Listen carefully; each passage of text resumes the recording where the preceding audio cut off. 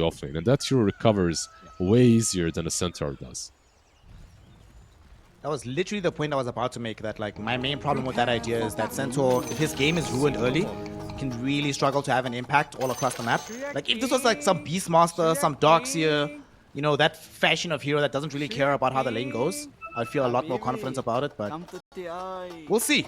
We shall see. I am excited to see a Huskar, because every Huskar that we've seen so far has come from the team on the very back foot, right? Who is expecting to lose. They drag this one out as a sort of cheese pick, but in a sort of even scenario, this is not just like a cheese pick. This is like you mentioned, a game-breaking pick, potentially, if the lane goes well enough for long enough. Yeah, it could be. It could be. If it doesn't, though, they have a very low amount of plays available on the map. Like you mentioned, I mean, dude, look at these heroes. Jakiro, Abaddon, Huskar, Terrorblade. The only hero that even you could even remotely put in the sense of mobility is the Hoodwink, but everybody else is... You said static. You are being euphemistic, my friend. They're just slow heroes overall. Yeah, absolutely. You gotta itemize maybe to help with that. Maybe some pikes, 4 staffs, blinks, who knows. Could be helpful. We'll see. Top rune. Small contest there. Get the dual breath out onto Omar. Might lose this Muerta early on. Then, yep, he's dead. First blood gonna be going the way of Virtus.pro. They gave it to TA2000. Or TB2000, actually, as he should be named, because that is his most played hero overall.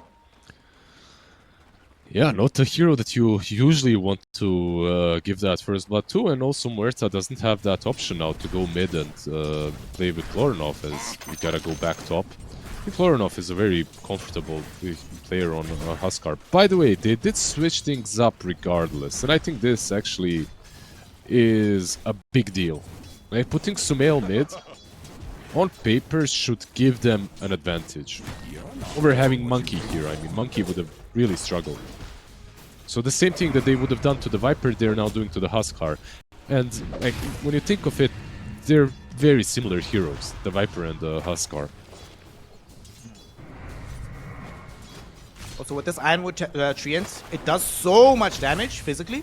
Huskar is not easily able to play around it, not just in terms of his own like life pool, but you can't reliably just use the Q to always drive Sumail away from you. With the Ironwood Treant and his own right click, he will always be able to get CS in this lane. What's with people thinking that Ironwood Treant deals so much damage? Oh, Lorinov mid? It does, bro! Lorinov almost died. Dude, you don't think Ironwood Treant does that much damage? It's just big, so you think it does that. It has 20 damage. That's how much it hits. Like, it's really not a lot, level 1. I really think there's some psychology behind it. It's just annoying, you know, it's running at you and hitting you. A melee creep has 21 damage. More damage. 50% more damage than the regular Treant, bro. 50%! That's a lot, dog. Yeah, level 2 it has 42 damage, so level 2 it starts hurting. Level 1 it's like whatever. For sure. Dad's up. Dota2 gamer margins. Right now, Sumail able to leverage those margins in this mid lane, doing decently well. How are these side lanes doing? So, okay, which lane is the kill lane? Is it top or bottom? Where's the first or the next kill gonna happen in the game? Top lane I feel like has a bit more volatility in it. I think there are no defensive ability, it's more or less all in. You can go some dual breath into meta as well. He didn't go for Twin Terror though, so that makes it a little bit harder for Rain to zone the Centaur out. Bot lane, once GH gets level 3, we're probably going to witness an aggressive play from them, but it's not that easy. They have a lot of defensive ways and tools to get away. Bushwhack, Aquatic Shield. Tough customers in general when you have a melee hero and a Monkey King who's not really a melee hero. I don't know what this hero is, but he's something. Something in between, I think. It's actually kind of unfair, because at least heroes like TA actually have to, you know, do something in order to get that additional range. It's not doesn't just come for free. She has to go out and expend skill points. But Monkey King is just like, from level 1, bro. What's the problem? Yeah, I don't see a problem. We'll see if they'll have any problems when it comes to itemization. I want to see what exactly are they going to go for on the Monkey King and what the build will be on the Prophet. There's a lot of variety, but right now I'm seeing a lot of monkeys just going Mjolnir, Maid Slayer. But it's kind of different, I guess, if you're playing a position 1 than a mid lane. I think the Mage Slayer definitely might be one that's not necessarily on the cards. I'm also curious to see if Sumail is going to build Parasma. That's one of the things we've seen from a lot of these Nature's Prophets, but not necessarily from the mid lane. So, still a lot of time for that to be decided. But now, though, not really much in it in the game. Yeah, maybe far down the line. I doubt it's one of early items. You basically just tank up, you get the Orb of Corrosion, you get Power Treads, you can already start moving with the Prophet. You can also go for Mjolnir if farming is the thing you want. Most likely it will be a Mjolnir game from Sumail as well, we'll see.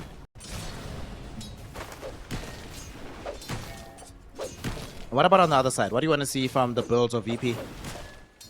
Well, they don't really have any heroes that are kind of out there. It's all very meta. The only hero that has differences, hold that thought, top lane Noob.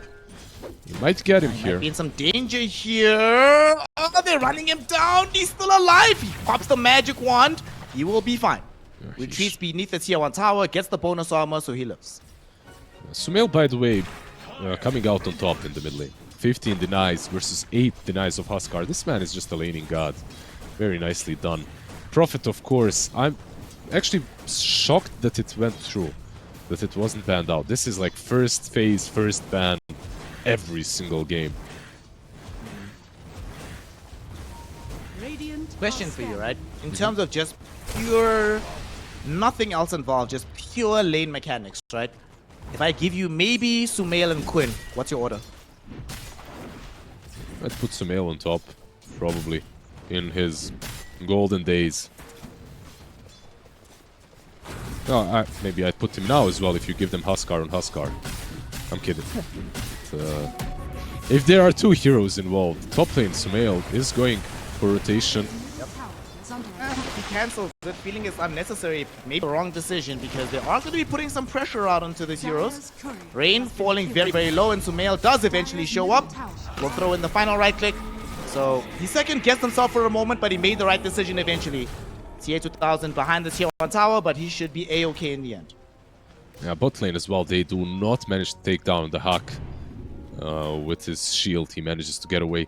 Sumail probably wanted the TB kill, not the Jakiro. Hence the hesitancy from him to TP into the lane. Was trying to find the right angle for one or the other. Wisdom runes, it seems like 1 for 1. Omar on one side, 1J on the other. You think he has his legs on the table while he's taking the shrine? Absolutely. That's the only way you take it. Top lane. We do have Ghost making a rotation here through the Twin Gate. We'll see if they decide to do anything. Unfortunately, there was an Observer Ward that scouted this out, so TA 2000 was playing very safe throughout this movement. Just wasting the Monkey King's time. He's going to be forced to take the Twin Gate down bottom again.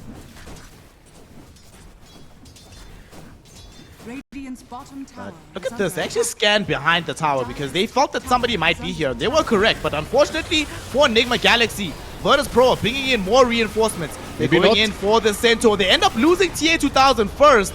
Unfortunately, not enough damage, and this Wolf Stomp from Noob onto 2 heroes, double edge with the right clicks from Sumail. Omar gets a double kill. Yes, they lose the Centaur, but they get 3 in the trade, including both Husk and the Terrorblade. Just a perfect rotation from Sumail. Also Noob. Nice bait, nice stomp into double edge. They took so much damage from Retaliate. And by the way, Vanguard, now that it's a decent item again, Noob already picked it up. The Hack. It should be fine, yep. But overall, the rotation, the stuns, everything on point. And killing off Huskar, of course, I would say as important as killing the TB, but TP also used meta, so that's why I said kinda disaster for Virtus.pro. Nothing connecting in that fight. Nigma as worse. They also lost their tier 1 tower, so tier 2000 is gonna find that his side of the map has shrunk quite drastically. And they be bounced into the jungle, and look what Nigma is doing. They are not gonna just let him have this free space to farm. Like, he's gonna be allowed to farm these camps, but venturing beyond this is gonna be impossible. They have the vision on the Watcher. GH is taking around. Bottom lane, Ghost. they're going on to Ghost, but they don't manage to find the catch onto him, unfortunately. Counter strike now back onto 1J. They're gonna be a counter initiation. Omar and GH are both here. Nature's Prophet throws in the Wrath of Nature. Sumail shows up out of nowhere. They're looking for 1J. They've already killed Dahak underneath the damage of this Monkey King. They want the additional kill as well. 1J trying to scurry within the trees. Unfortunately, this effort will soon be in vain. He ends up losing his life. The tower got the kill onto Dahak earlier, so Ghost didn't get the full credit of the gold, but nonetheless, now. It was a nice attempt to run away as Hoodwink. Maybe if he stood there behind the trees, maybe he'd live, but maybe he'd survive. Not like this. And that was clean, like clean kill on Abaddon. That's not level 6 yet. Recognizing that perfectly. That shot, calling, instantly dead. Nice ulti from the Prophet. Pretty cool, well executed. 3K net worth lead right now for Nigma Galaxy. As they are now inside the triangle. Omar might wish he was somewhere else, however, as he gets trapped in by Rain and the gang, and they do find that quick and easy kill onto the Muerta. In the meantime, Sumail was able to bring down the tier 1 tower middle. So if I'm Muerta, I'll probably take it. It's alright. This mid-tier 1 tower for me right now is not really as insanely important as it used to be. It's still strong, but I feel like safe lane tier 1s are just super important at the moment. Bot lane, safe lane tier 1 fight. Another calling going out. Connecting onto Dahak and 1J. 1J able to reach out of it, but unfortunately the Wrath of Nature brings his life down. Next to fall will be Rain. Ghost hoping to try and hunt down Dahak, who does have a TP scroll, so he should be able to get out of here safely. He's still sticking around though. Hasn't left just yet, and Sumail. Oh man. Yo! Dahak doesn't even know how close he came to dying. If Sumail had been a bit more greedy and wanted that extra camp, he would have seen him and they would have killed him. There's just nothing for Sumail there. You know, like, it's not the place where you want to go. That's why Dahak felt comfortable enough to just continue farming. Keep in mind, like, the tier 1 here will fall. But like I said, this safe lane tier 1 tower just protects the Ancients. It's a clean outpost to the Tormentor. Because it is down in minute 15, right? So, overall, defending it was important. And Nigma so far have done that. Omar? Well, we have seen Omar die in this exact same location before. We'll see if he can get out this time around. And indeed, they have the Centaur Stampede now. So shout out to Noob, bursting him out of danger from the other side of the map. Yep. And he's also doing the classic build on the Centaur, the Vanguard we already talked about. Now he's got the Blade Mill as well for some extra retaliate and return damage. On top of that, he is going for a Blink. They're not amazing when it comes to initiation on Nigma as well, so this Blink I think is a welcome improvement in that way at least. Massive Ancient stack, by the way, on Radiant. Yeah. Noob and Sumail, they're gonna start farming this. Wrath of Nature flies about. Oh man, look at this gold. Yeah, this man, is... That's it's quite a lot. Yeah, it's quite a lot. On the other side, they do have some stacks already cleaned up in the triangle. Nothing exceptional, though. Not like this. Honestly, I could watch ASMR videos of somebody just farming big ancient stacks. It's very satisfying. That's a good YouTube channel idea. Or TikTok, you know, just 1 minute of ancient farming. With like every single hero, so you can choose what kind of sound you want. Yeah. I like that. I'd show the stacking as well. You know, when the stack is good, especially when it's like a 5x stack and the creeps barely get out of the range, and then you hear that sound and you're like, oh yeah, That's it. Bro, I'm a carry player. I don't care about that shit. It's like a good scratch, you know? Care about stacking? That's your job. I just want to take the stacks. You can make the stacking video, I'll make the farming video. Come on. It's a deal. 5k net worth lead right now for Nigma Galaxy. The map is looking quite promising for them. They've taken all the tier 1s. They're farming quite happily. They are smoked up right now with GH and Omar. Feels like they have a bit of an obsession with trying to invade and pierce through this triangle. But right now, they want the Wisdom Shrine. They're going to go bottom to assist Ghost in taking this one down. But a bit too late. VP already well positioned. The Hawk inside it. He will grab the experience. Instead, though, they just want to try and jump onto the Husker. Lorinov. Earthsplit is going to be there, but not enough damage. There will be a Wukong's command finally committed, and that will be enough to bring him down. Will they find revenge from VP? They also lost the Chikiro. The rest of them now have to run. 2 for nothing. TA 2000 did pop the meta, but no true angle to try and engage this fight. Nigma Galaxy literally get away with murder. Yeah, once again, they force out the meta, and look at this, like, Noob is comfortable farming right next to the TB. What's gonna happen? At worst, there's like a bushwhack at you, and that's it. Like, they just don't have a playmaker, unfortunately, especially with the Huskar not having the greatest game.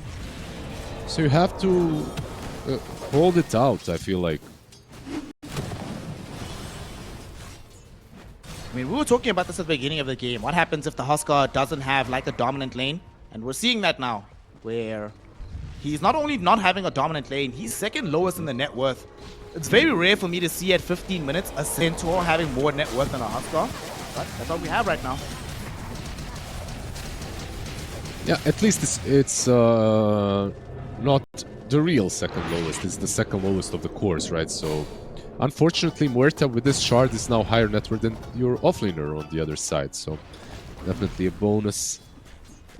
Omar, it is that goal, I call this. Like, this shard does absolutely nothing on the support Muerta, so not that amazing.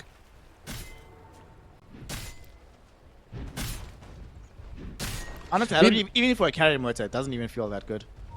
It's like whatever, it's fine, but compared to some other insane shards, like a Medusa shard or whatever, you're just like, what the hell is this?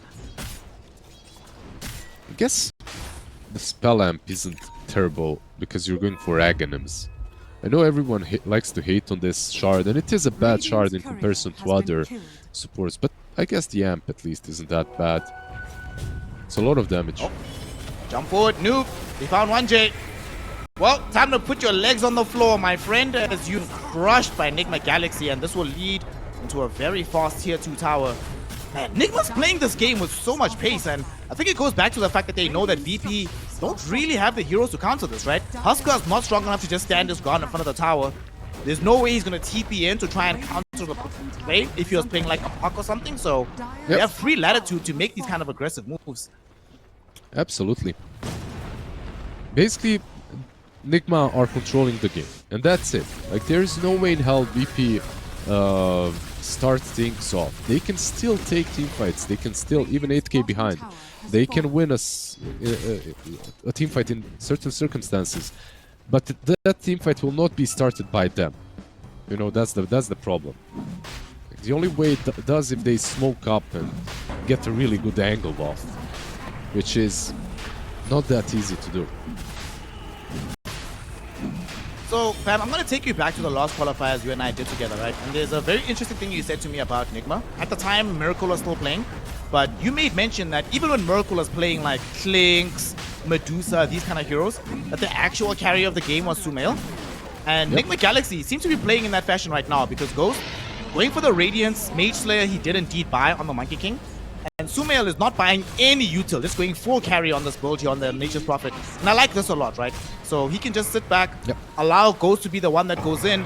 Now you have these dual problems, like dealing with one is possible, dealing with both feels very, very difficult. As the Hawk is about to find out that even dealing with one is quite Sumail right in front of him. They should be able to right-click him down. He borrows some time, but unfortunately you have to pay that time back in the fountain, my friend. Yeah, the tips as well coming out. These kind of situations do happen when you're losing the game. You want to be farming as far as possible to make space for your other heroes. And he did create some space. Lorinov should have a BKB. And that's kind of the most impactful item that they're getting at the moment. Like the Mantown TB is big, but not quite as big as the BKB on your Huskar, which might allow you to take a fight. 12-3. Not the best score so far for VP. No, brother. Even with this BKB, like, the big problem that he's still going to experience, like, I'm just imagining the next fight, right? He dives in with the life break, BKB, feeling very strong. We do have a mid lane engagement. The Hawk jumped on, killed off yet again.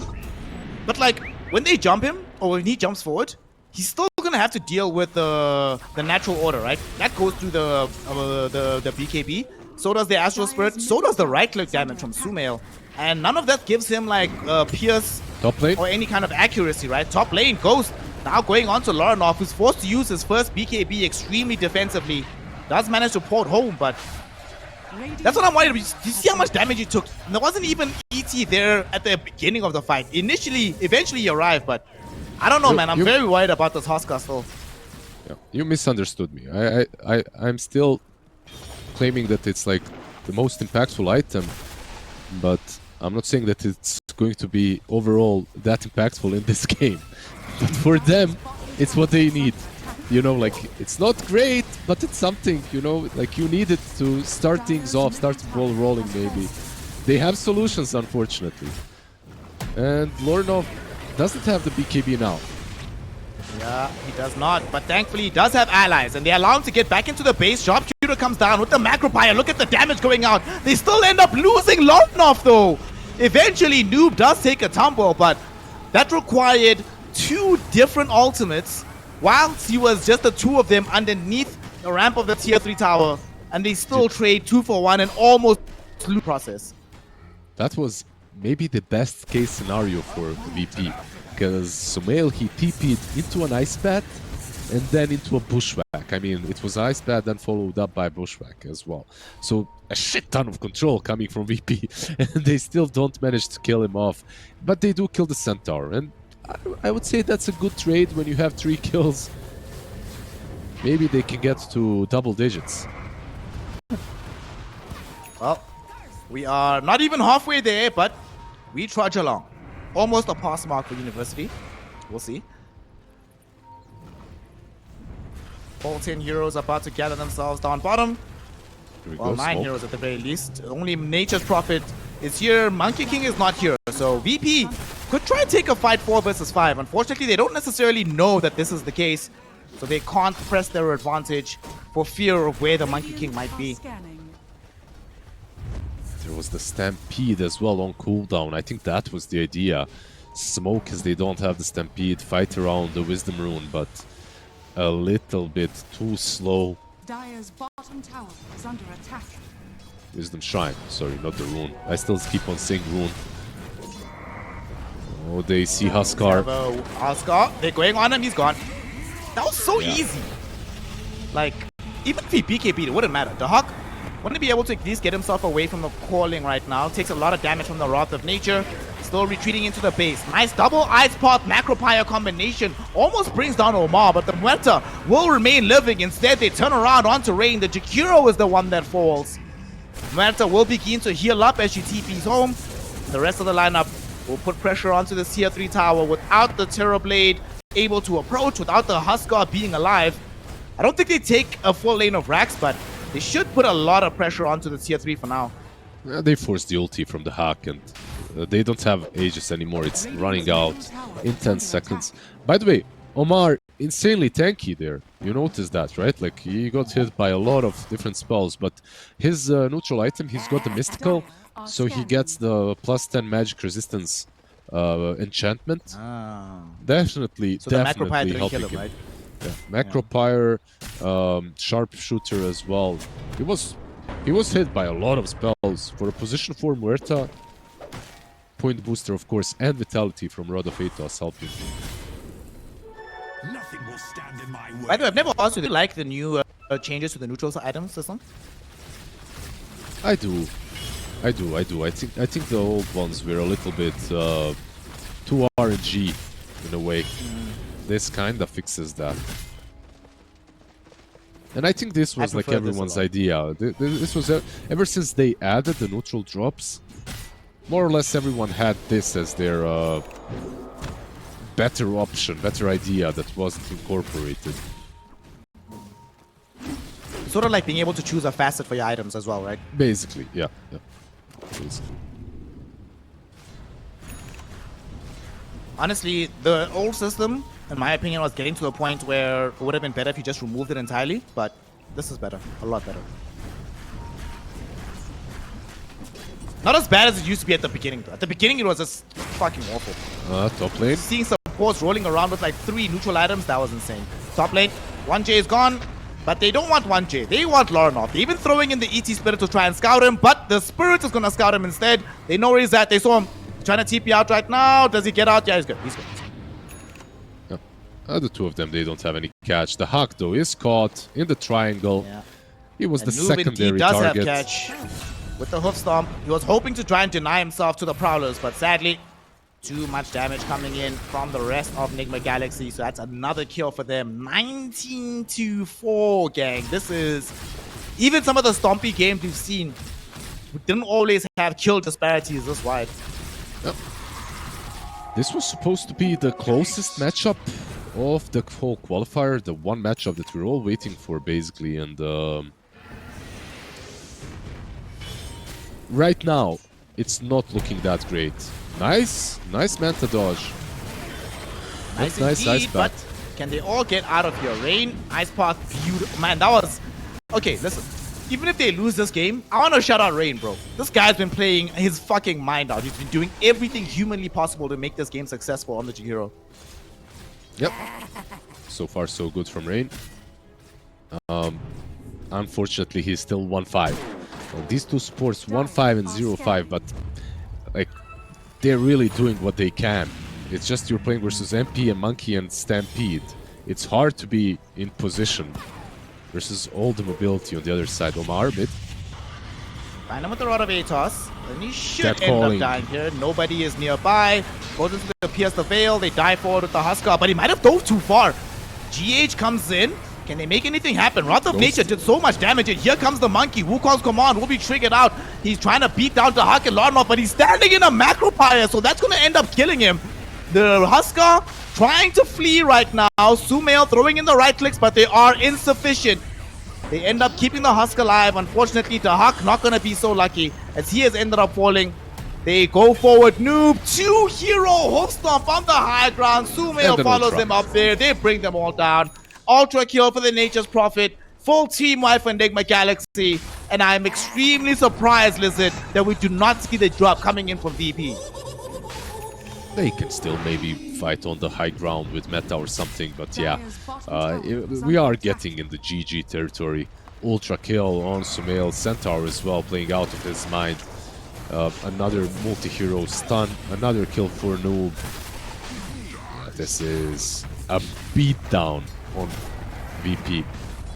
That calling from Omar, he bought so much time. Like, it took them, like, they smoked out. They wanted to get the kill, but it's so hard for them to start things off. Like, almost impossible. Like, their initiation is an ATOS. That's it. Like, an ATOS hoodwink. That's generally not considered good. I mean, when your furthest range ability is Life Break from the Husker that puts them in mortal danger every time he uses it, you know you've got some problems. But we outlined this as we saw the draft, right? That overall, VP needed this Husker to not just do okay, he had to dominate his lane, and they had to play with him as the focal point. Since that didn't happen, the rest of the draft just feels so lackluster at this point. Yeah, I definitely think that he needed to do a bit better. That first rotation up top hurt him. Another smoke though. If they catch Sumail here, he does have a BKB and Satanic though. Bro, did he just break a 3-hero smoke by just standing next to Roshan? Are you kidding me? I don't think he even knew. He was just chilling. And that's what I'm saying. He just stood there. Yep. And I'd be so annoyed. When I watch this replay, I guarantee Dahak is going to be pissed. What the hell just happened? Noob. Caught right now. Ice Paw. They don't have the damage. Wukong's command coming in. And look how quickly this Husker is falling.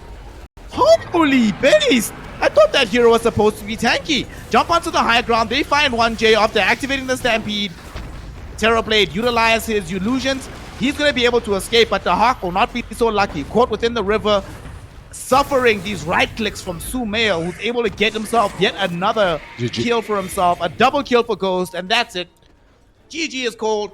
The Hail Mary Roshan fails. The plan is over. This Huskar did not work. And Nigma Galaxy very happy to take this game 1 victory. Very well deserved. Like, they got hit by a last big Huskar. Like, you have Silver Edge. Do they have silences? They don't, right? Like, not unless someone buys it. Prepare for battle. I guess they do have yeah, I'm not sure. Like, I don't think that you can buy Silver Edge. It's a great item on Tiny. You can go Harpoon as well at some point from the mid lane. We'll see. To be fair, in the previous game, they were still able to deal with this Abaddon. I mean, that being said, they did have access to the Muerta, so that silence came in clutch. They don't have it this time around. But if the lanes go good enough, they might not need to have that big of a concern around the Hawk by himself. But we shall see. I am envisioning that this game is not going to be as lopsided as the previous one because overall the draft is still quite slow from VP, honestly. I'm not going to lie. But you do have this DK that can buy the Blink Dagger, can be the one to open up the map, even if everybody else is still relatively static. Absolutely. 30 seconds. Much at least you get a stun out of him, you know, and he's gonna most likely buy a blink, so you'll be able to put him up front, have some Aphotic Shield or Mephitic Shield to help him out. So yeah, I'm expecting a better time as well for VP, but it's not really that hard to be better than in that last game. That is for sure. Hawk? See a small contest here. The Hawk taking quite a bit of damage. Is he gonna die? No way, dude. He's actually dead. He's gonna try his best to get out of here, but Brambles gets dropped down on the other side. He will get brought down. First blood drawn by the Hawk. It is a 3-1 bounty trade at the very least for VP, but first blood for Nigma Galaxy. Yeah, a bit sad for Tiny. Will get his 3 a bit late, and because of that, the block will not be as great. He used the hits on Diaba, but it seems like it will be on time.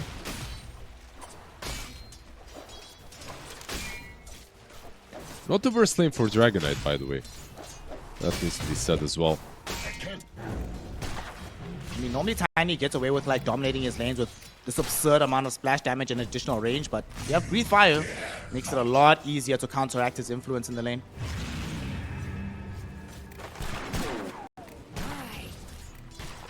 Up on top, GH taking a lot of harass right now coming in from 1J.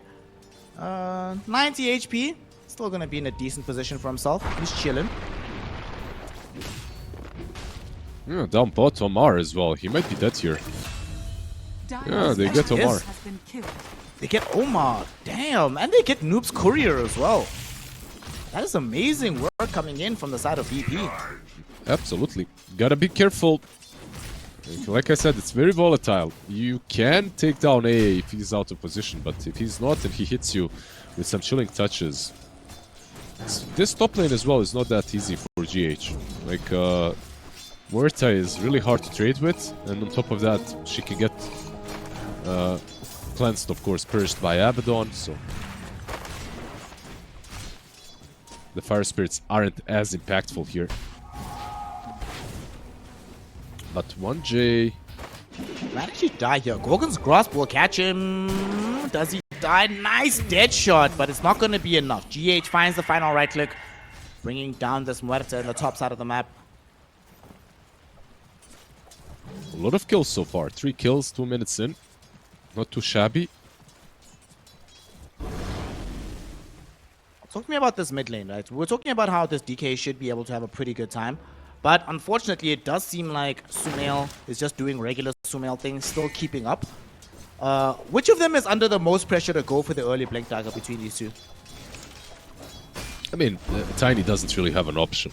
Tiny is Phase Boots Blink or even just Blink, most likely Phase Boots Blink. On the other side, with DK, you can kind of decide, feel how the game is going, and then decide if you want to go for a Blink or not. So I wouldn't call it pressure, I would just call it like normal itemization for the Tiny. Even in the mid lane, top, GH is spending quite a lot of time on low HP, and he does have to start worrying because soon we're going to have the level 3 on the Muerta. with that additional point potentially into the dead shot, which could pose major problems for GH. So positioning is going to be key to keep himself alive here in the top. Does have a tango though. We'll jar that up. Should be fine for now. He gets the tango, but they get the healing lotus on the other side. He wasn't there on time to prevent that from happening. And I think he's dead. He's dead. He's dead. He got dead shot. He came too far forward. We were just speaking about it. Dead shot could be a major impact, and Ghost taking quite a bit of damage. It's still only level 1 dead shot, thankfully. So it's not going to be back on time to really threaten this hero. I'm a fan of GH just like anyone else in the scene. So take this with a pinch of salt, but that move was probably needed from the Phoenix. He had no regen, he was low.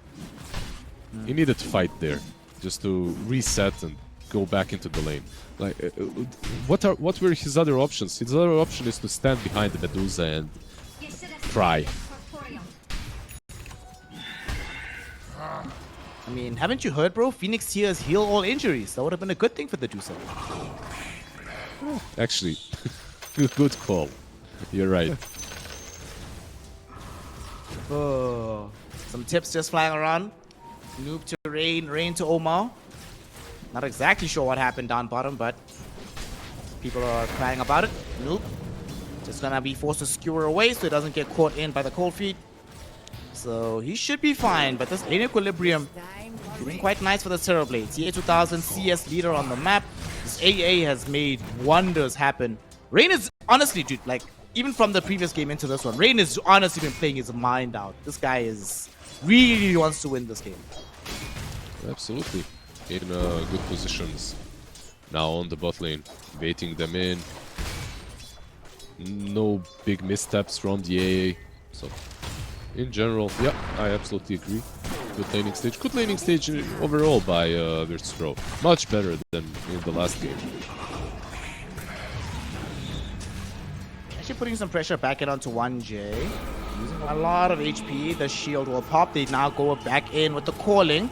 But it's just a zone GH back, so he can't keep up the pursuit onto the Muerta. So she lives. GH will be fine. Everybody just goes back. Medusa had very low mana as well, so gotta be careful how you play this.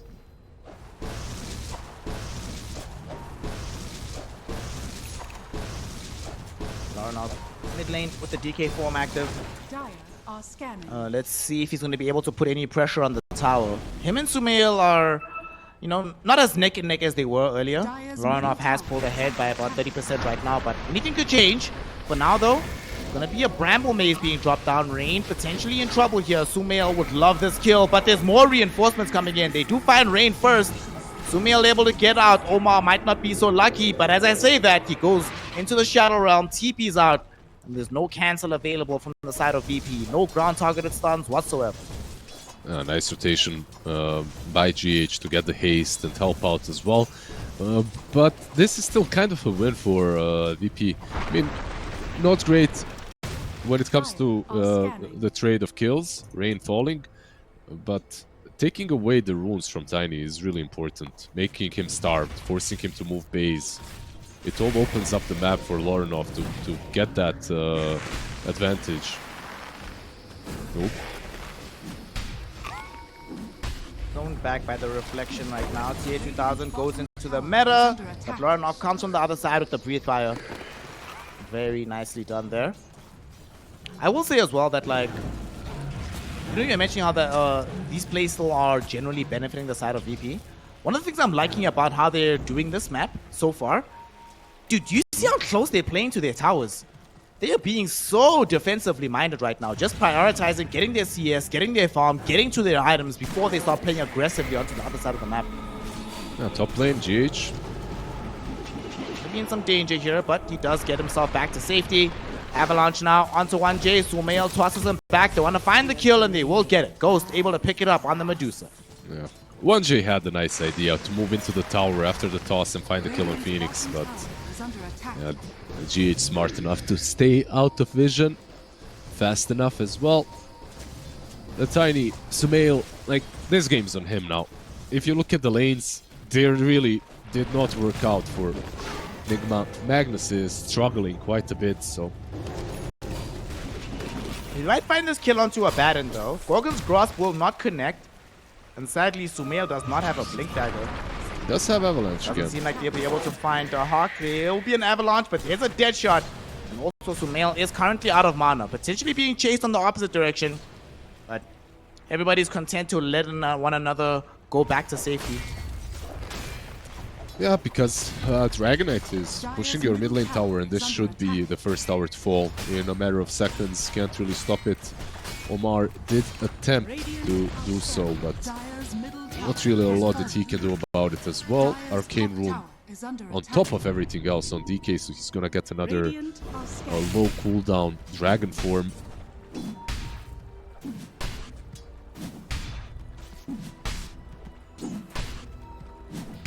Let's see here. Where does the rest of the game go? Sumail is just sitting in behind in the trees here. They're gonna come in for the backstab attempt. The Hawk is very far forward. He does not have borrow time either, but they also don't have the easiest catch to close the gap, so GH not able to get the full slows out onto him. He's gonna be fine. I think Sumail also clicked toss on GH while he was mid-dive. So the Centaur didn't get on top of Abaddon, it actually just hit right next to him. Yeah, unfortunate. What can you do, you know, sometimes. Okay, one of those things that, like, you can't blame anyone. You can't blame the Phoenix for being there, you can't blame the Tiny for missing the toss as well. And potentially credit the Hawk a Baron with the kill, but unfortunately, even though they burnt away all the mana of Ghost, he TP's out. Look at that, didn't TP the base, he just TP'd to the tier 1 tower so he can keep farming. What a play. What's Rune? There's gonna be a freeze going out onto Omar. The Shadow Realm did avoid some of the damage. He throws in a Blood Grenade that's gonna enable them to kill off Rain. Does he escape? No. Laranov finishes off his life with a Breathe Fire. Sumail needs to get out of here. He knows that there's reinforcements streaming in from the Radiant lineup. He does get himself stunned out. GH is nearby, but he's only level 5. They actually just go directly onto the Muerta. With the Solitary Avalanche, have enough damage with the help of GH to find that kill. So both supports on VP end up going down. He's a hard kill on Tiny. RP? It will be committed, but it does miss the real Terrorblade. Oh no. They also just skewer back the illusions, but now they know where he's at. Might be too late. Sumail was thinking about trying to do something, but ran out of mana for the toss back, unfortunately. So they have to let this one go in the bottom lane. Yeah, when you RP an illusion and then skewer back only the illusions, maybe that's the best time to fall back. But they do have Avalanche Toss plus Egg. They could kill TA2000 from distance without committing. They need GH to be closer though. Well, Laranov is going to actually be the one to close the gap because he reveals the Blink Dagger, Liz, showing up and killing off Noob. So they potentially open up some space right now. Terrorblade doesn't have Metamorphosis, unfortunately, anymore, so probably not going to be able to take the tower. The meta ends about the same time as the DK form, but still a very nice kill on the offlane Magnus there. Well, GH still cutting from behind, but I think he might have just killed himself. Yep. He could egg. Don't egg. No. I mean, I know, of course. But he was on low ground. And if Dragonite couldn't reach him, he hits the 2 spirits on the 2 ranged heroes, he could actually survive there. Like, he probably lives. If the fire spirits connect on everyone, but it's still not a good commitment. Radiant's middle tower is under attack. DK game for the side of Virtus.pro. They only managed to take down one tier 1 at the moment, but they're still feeling pretty positive in their direction right now. The Sabaton is making inroads towards having his Radiance. We already have the Blink into the Mage Slayer for the Dragon Knight. He's going towards that right now. And of course the Terrorblade is rapidly towards having that Manta style for this game. And they even smoke up right now. They want to still keep revealing this Blink Dagger from Laranov and to try and compound it with the Ice Blast that has just been achieved by Rain on this Ancient Apparition. Let's see if they can catch Medusa. She does have Stone Gaze to work with, so not really the easiest of kills. However, if you catch her in the calling, then she might not be able to even use it. Let's see if Ghost knows. They jump him. They find the stun. There's the calling, or the dead shot rather, but no calling. Under attack. So they let him go. In the meantime, look bottom. I think they're surrounding TA2000. They want this Terrorblade and they want him badly. They've just scanned him out. They know where he's at. TA2000 pops the illusions, but that's not going to save you this time, my friend. The TPs are coming in. Will they be there in time? TA2000 losing so much XP. The RP is there as well, and he does die. Noob, though, falls for this as well as Omar. 2 kills in favor of Virtus.pro, despite losing the Terrorblade. GH in a bit of an awkward position here. Does have the egg available if need be, but now Ghost has also shown up. So this might be a bit of a frightening fight for the side of Virtus.pro, knowing they have to deal with these ultimates. They almost killed off GH and they forced the egg. That is good stuff. 1J with the dead shot makes sure that GH has to use the egg. So now it's going to be down for a further 2 minutes. That was a massive amount of damage from that one go from Dragonite. I did not expect GH to take so much, but yeah, forcing out the egg, definitely a victory now for VP. They did lose their Terrorblade, so TA2000 does get at least hindered a little bit when it comes to his farming speed, but the one still suffering the most, I have to say, is Noob. Like, this Magnus is having a really bad time, and it's not like Tiny is having a much better time as well. Sumail will complete his blink though, in a matter of seconds. Need this item to open up the map for themselves. Dire's top Shall see tower where they decide to play around with this first. Bottom could be dicey because they're actually bringing in heroes, not just to defend the tower, but to potentially jump Ghost if he overextends. Thankfully, for the side of Nigma Galaxy, Ghost does decide to back off. GH gonna be elsewhere, just going to make sure nobody's throwing in for the backstab attempt. So, Nigma, keep chilling.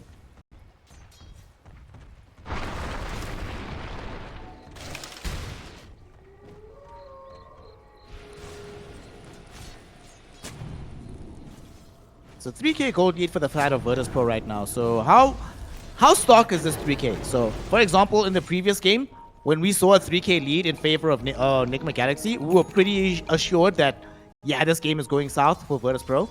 Does this 3k lead bode that well for Virtus.pro as it did for Nigma in game 1? Well, it puts them in a comfortable lead, I would say. Like, it's not massive, but it's just the nature of their heroes versus what Nigma have got. Like, they have a lot of solutions to different problems. Like, they can kill the egg, they can get rid of all the dots as well with the Photic Shield. Abaddon can literally get RP'd and then save himself and an additional target after. So, like, this is a game in which I feel that Nigma needs an advantage to take these fights cleanly.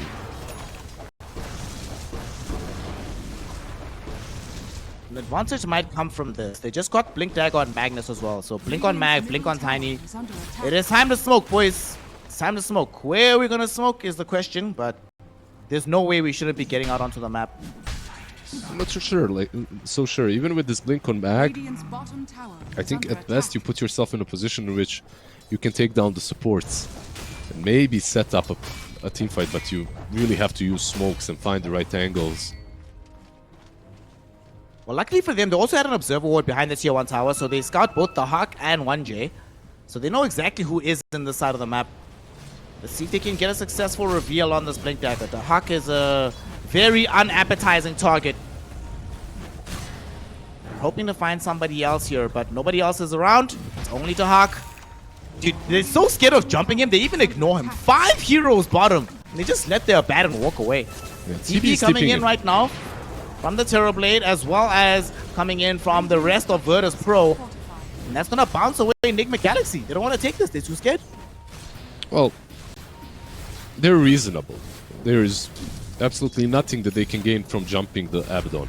You can pop his ulti maybe, but that's it. And the problem is all their spells are kind of bursty. Like, you need time to reset. So, yeah, this is probably for the best. Maybe they can get 1J on top lane. He has a good ward though. They did make this CP. Oh my goodness, that observer ward, as you mentioned it, that's what scouts out the movement from Sumail.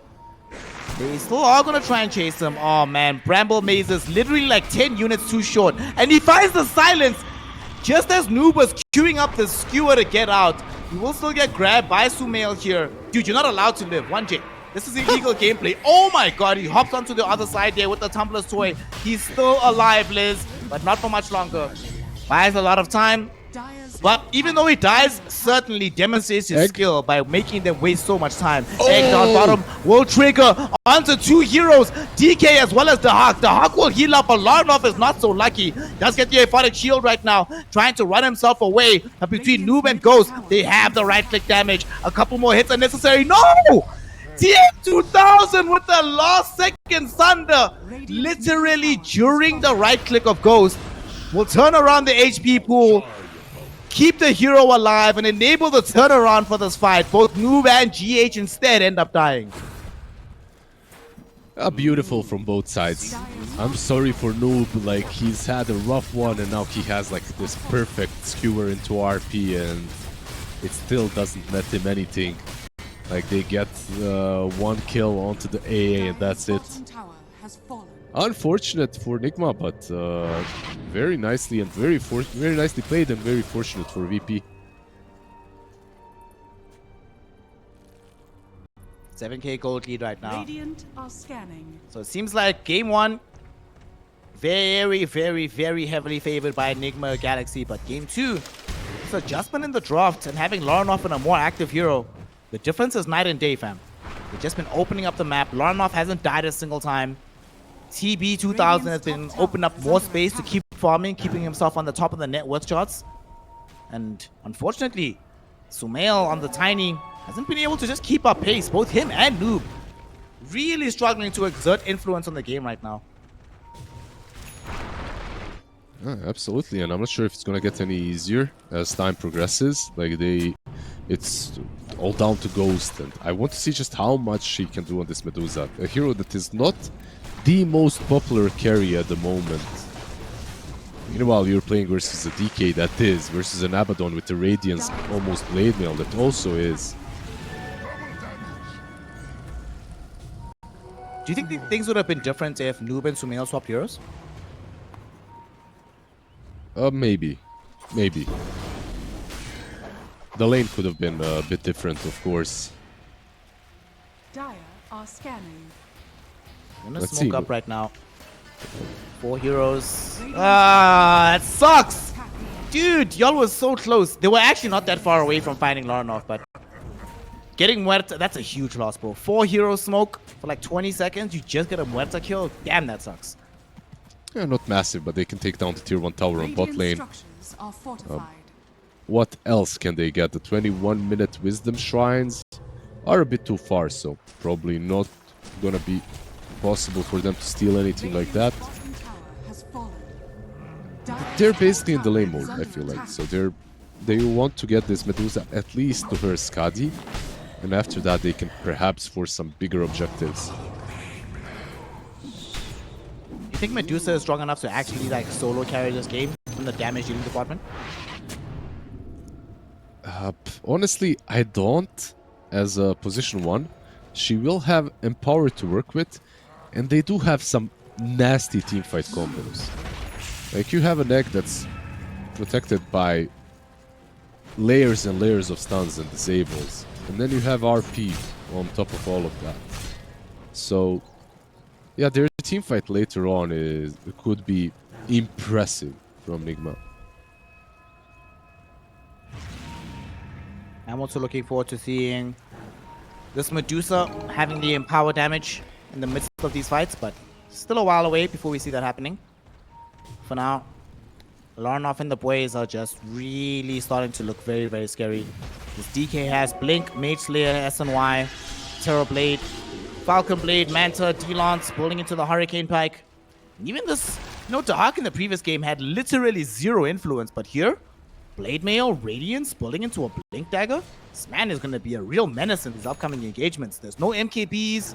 There's no, what's that item? Bloodthorns. To take away these evasions. Just have to deal with this heads up. And now they also don't have an egg as well. GH. Is he going to actually get out of this? Let's see. Egg pops. Nope. Egg gets popped instead by Larnov. Yeah, the aphotic shield. That's the main reason why it died. Yeah, level 1 egg. Never easy to stay alive. And Sumail, he's getting gone on as well. Lorenov is everywhere. Dude, he was getting outplayed so hard by 1J with this Rod of Atos Deadshot combination. Thankfully, though, he does have a pretty skilled position 4 player in his own right. Omar comes in just at the right time with the Terrorize, sends all the heroes back. But they can't rest on their laurels. They still have to defend this high ground here as they blink forward. They find the stun onto Omar. He gets feared back and killed off. Ghost does now have an Eye of Skadi, so putting in quite a bit of damage in the opposite direction.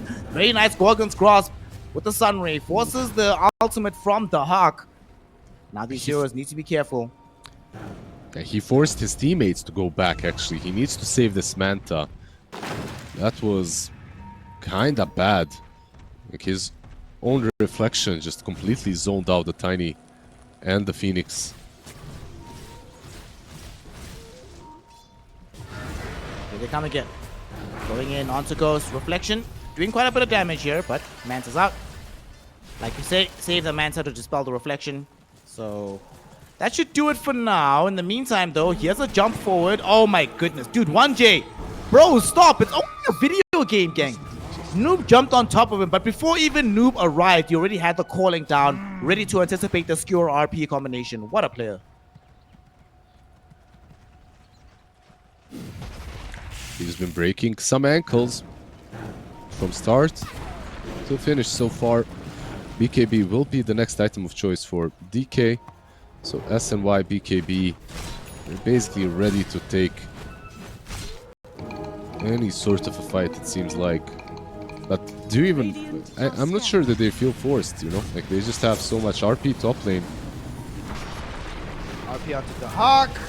There's a tier 1 that they're coming to, and the Hawk is very tanky, so I'm not sure about this one. There's no Nullifier, there's no Bloodthorn, there's no Silver Age, there's nothing to actually kill him during the RP. They just straight up smoked. The only thing preventing them from making this kind of a play, the only thing preventing them... Noob, Noob yep. blinked in! Blink in!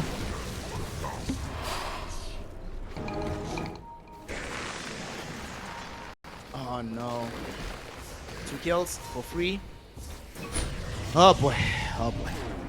Mid lane, they also managed to get a catch. The dead shot from 1J through the Shadow Realm pushes away Omar. There's the stun coming out, and they should be able to find that kill with Lorenov. You know what? I just realized something, fam, right? I've been gassing up Ghost, being like, oh, we watched Ghost come in from the younger days. He's been out here. But I forgot that, like, one of the people that you've been hyping up since literally the day you saw him has been 1J. And here he is coming out of his game.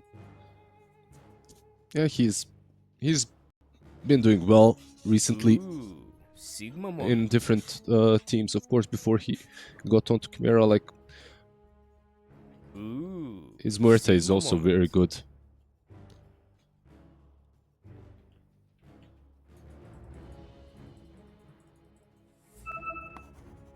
Time for Roshan.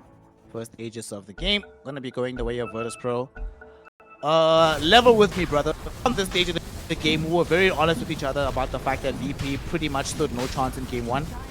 Does Nigma actually have turnaround potential here in game 2? I think it's better than game 1 of VP. Like, their chances are higher, I'm meaning to say. Their high ground defense is still pretty good. Like the RP into the skewer back. And as long as they have the threat of RP, I feel like it's hard for Virtus.pro to do a lot of moves. But the moment they waste the RP on something like an Abaddon, they're gonna get hunted down. So you gotta be careful where they use the spells, and GH might die. GH is fine. Very big magic wand. And you also did with the Aghanim shot. Talking so much trash about the Muerta shot over the last couple of days, but this Phoenix, the Phoenix player, brother, please just provide because we see Noob dying top.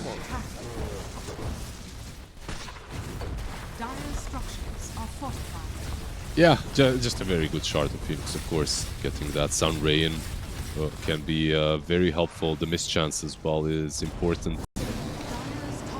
But for now, it will not be used, at least not in tandem with the RP, and this might give a chance for TA2000 to just go high ground. Yep, that's what he's doing. A little poke though, there is no Abaddon. gonna come back middle to just assist with the taking down of the tier 2 tower. Larnov was doing the primary work on that with the DK form. Tier 2000 finishes it off. And now we're at the point where we have still 3 minutes of an Aegis. I would be very astonished if we don't at least... Like, we're gonna take the tier 2 for sure, but I would like them to poke high ground at least a little bit before the Aegis expires. Yeah, what items are they getting? What are they waiting for? Let me see. Mjolnir being purchased by DK. Kind of a late, but still a very solid item this game. Just a lot of attack speed as well on him. They have the drums. The TB has an Orchid on top of everything. Your Abaddon as well is just consistently scaling. He's got a blink as well. So in case he's not the 1 RP, he can blink in and save a target. Or blink into the backlines as well with Radiance.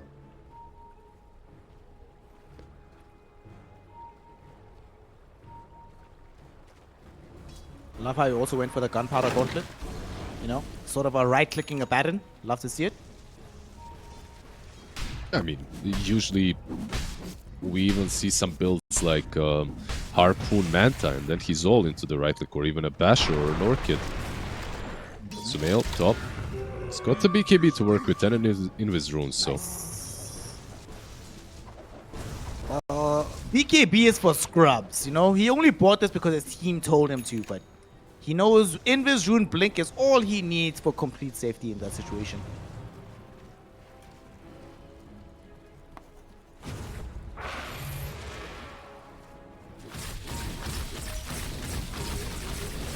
Okay, gold lead right now for VP.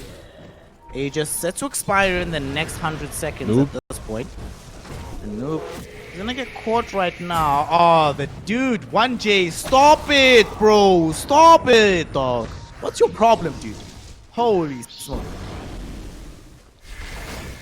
Nice little pick off once again, and in the same spot on Noob. This is 30 seconds without the RP. It should be at least this tower down on the bottom lane. The tier 2 tower should fall. TA 2000. Nothing stopping him going towards Butterfly next, level 21. It's the massive TB.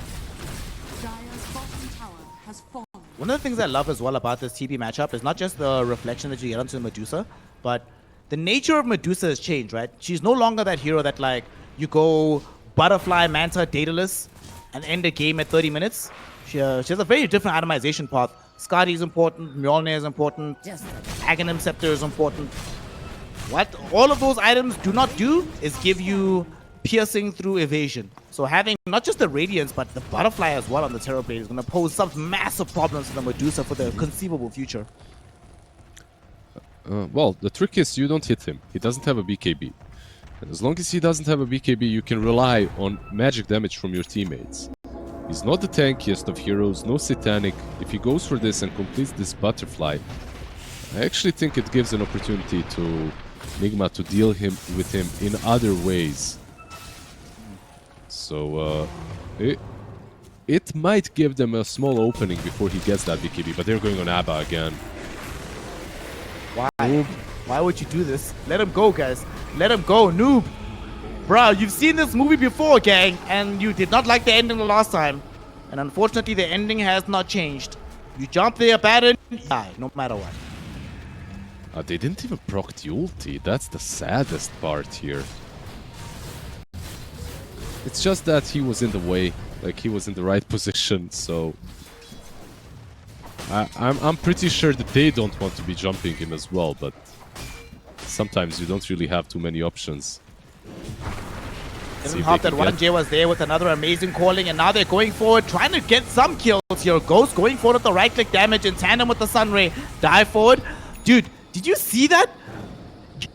The last second literally hit him as he was mid-dive, so he couldn't proc a Supernova in that instance. He was also out of mana at the time, but nonetheless, very unfortunate. I don't think you act there. Like, they're already retreating. You don't have any way to control them. Your Stone Gaze is already out. At that point, it's probably for the best that he got hit by that calling that you talked about. So maybe a bit of luck getting silenced.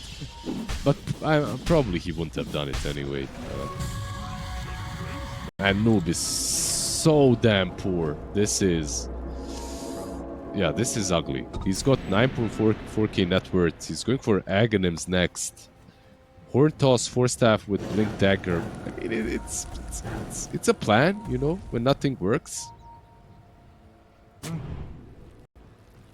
Noob has been affected by those Elon Musk cuts. Not getting any money in this game. No progression, sadly. Still has some impact with the Blink RP, but would be nice if he had higher levels. But dude, he's only... The thing for me in his farm, it's his levels. He's level 14, bro. 3 minutes into the game, my offlane Magnus is level 13. 14 now, great. Game is hard. Yeah, keep that net worth low so that you can get the shard and bonus XP from Wisdom Shrines, you know? That's the play. Net worth and XP, keep it low. I see. If you keep the experience low, you respawn faster, right? I see. Yeah. You get to use your spells more often. Let's see, there's a smoke coming from the other direction. No DK form at the moment, but they still do jump forward. Medusa has been caught, but there's the RP. Unfortunately, there's no follow-up. Noob is already gone. Terrorize will come in afterwards. And they did throw in the massive Sun Ray, but it's not going to be enough. Medusa does not benefit like a lot of other heroes. Fear will push her back. They need to TP out with the Medusa.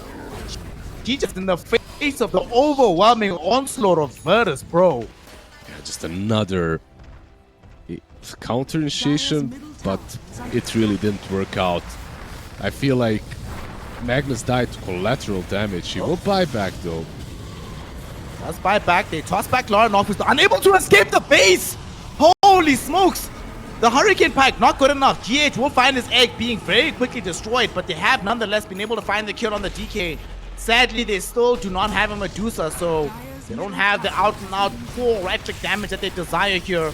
And he does not have buyback. 1400 gold short of that mark. Oh, how will they defend? So nice far, Shivas. Nice Shivas by the Huck.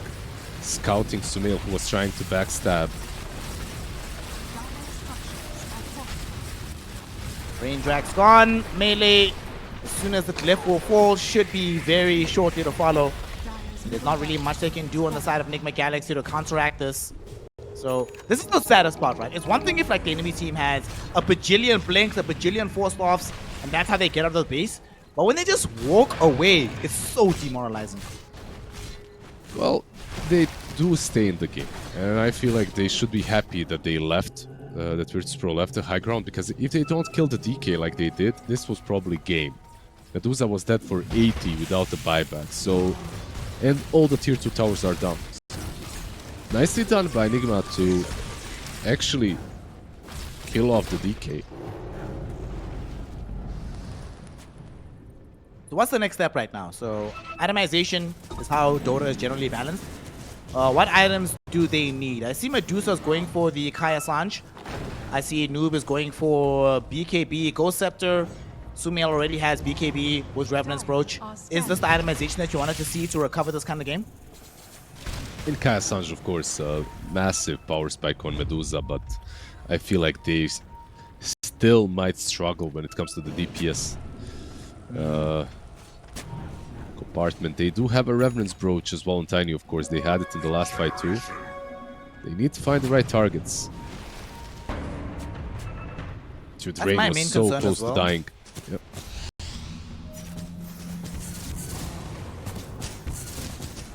Maybe I've been spending too much time around you. I'm like, does this kill anybody? Keeps you alive a little bit longer, but will heroes die even if you get like a perfect RP situation going for yourself?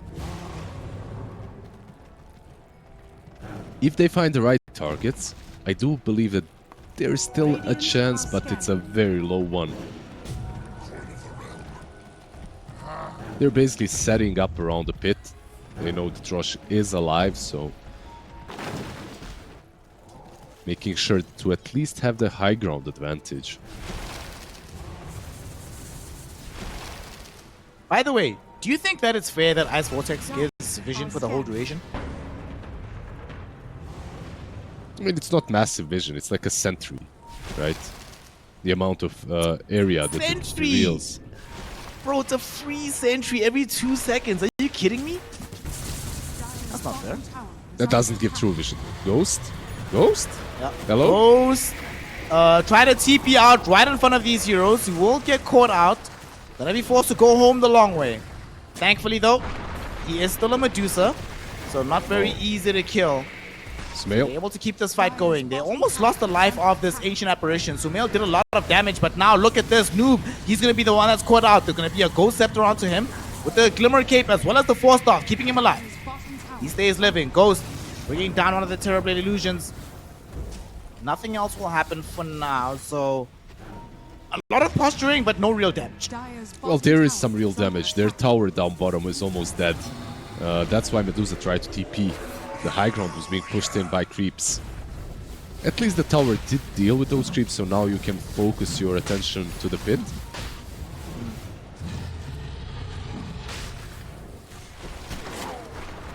The Princess is still here. Oh, nice toss. The Hawk, though, does still have the ultimate. Gonna get forced out right now. Ghost eats a couple of potlocks. Nothing too much else. Roshan at 70% HP, so looks like we're gonna be here for a while, brother. Most likely because the cooldowns on borrowed time and on meta are both around 40. Actually, the same. It's insane. Both will be up in 43 seconds. No, actually, meta is 48. My bad. But around 40-ish seconds, both spells will come back up, and I believe that's when VP strike again. At the minimap, we see some abandoned illusions just pushing out bottom, trying to put some pressure onto the tier 3. But now, for the first time, Nigma actually have the positioning inside the pit. But still very, very dangerous place to be. They're trying to go for the wraparound here from VP. They find Noob. Noob is gone. No back on the Magnus. Now the immediate jump onto Ghost. The Medusa falling very low. She does manage to trigger off the Stone Gaze. That will keep her alive for now, but that will expend most of her mana pool. The dead shot able to catch GH before the supernova is triggered. Ghost gets brought down as well. Not able to escape. Despite the terrorize coming in from Omar, it's not going to be enough to save the life of this Medusa. She is gone. And they don't even care about the Roshan right now. They're coming inside the base. They want to find this kill onto the Dark Willow. She will go down. And honestly, Liz, I think this game is over. GG, well played, will be coming out in just a few moments. They'll try from Nigma, buying back on Omar, but it's 2v5. How do you do this? The Hawk just blinks forward just to interrupt the blink from Sumail, making sure he cannot progress further forward in the fight. Blink onto this Omar Dark Willow right now, forcing her back inside the fountain, but it doesn't matter. The game is over. GG, well played. We are going, admit, for the first time to a game goddamn 3 here in the upper bracket fight.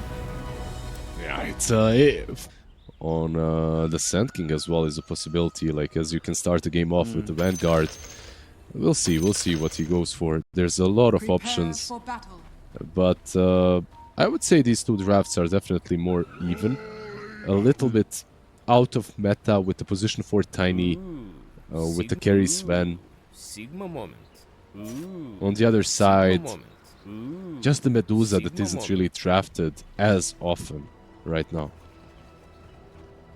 I will say, I didn't say this in the previous game, but I actually don't believe in Tinker right now. Oh, not Tinker, sorry, Tiny. I feel like this hero... You know, there's these certain heroes that, in a given meta, they are actually good heroes, right? No doubt about it, but for whatever reason, they just don't seem to work out. And I've been seeing so many Tinker Tiny games that just don't seem to work out. So I'm not a big believer in this hero. I'm honestly favoring VP. I think they have a more consistent offlane duo that don't need the early game to go well for them to still have impact in the mid game. Whereas on the side of Nigma Galaxy, envision a scenario where this Tiny is having a bad lane or AA is not finding experience. I don't see how they really contribute to the mid game under those conditions. Oh, I can definitely imagine that scenario. We'll see, of course, what happens.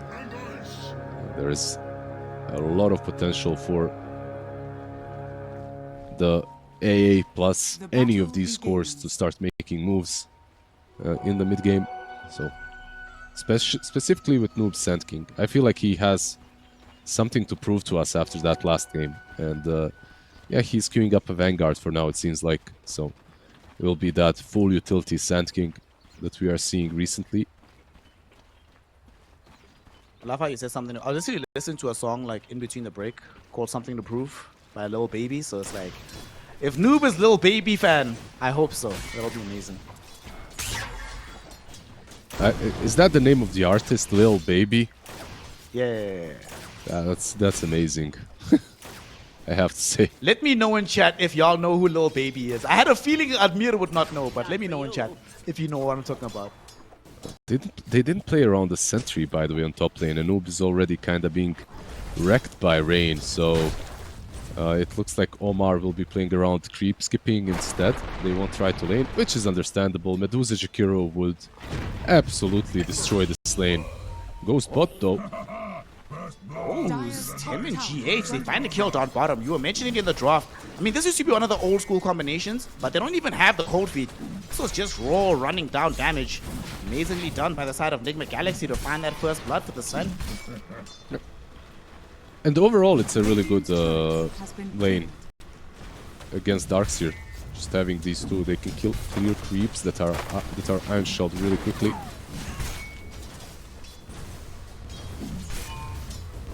I think that's probably the thing that made them decide to pick this Sven the most. Don't remember which team it was, but I do remember Ghost beating like one of the really good Chinese teams playing Sven. I don't forget if it was IG or Vici Gaming at the time, but I'll have to cast my memory back. But I've seen Ghost play really good games on the Sven, even if the Sven is not that favored right now and his CS is up there.